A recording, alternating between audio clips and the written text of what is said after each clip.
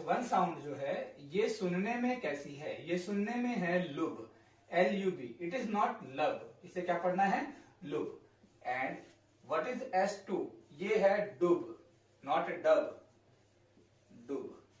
ये बात समझ आ रही है आपको, S1 S2 और S3 S4 ये दोनों हैं एक जैसी, जिनको कहा जाता है टा।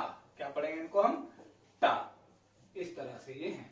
तो हर्ट के अंदर दो साउंड है, नॉर्मल साउंड है, रेगुलर साउंड है S1 S2, और आपकी जो नॉन रेगुलर साउंड है या जो एक्स्ट्रा हर्ट साउंड है वो कौन सी है, S3 एंड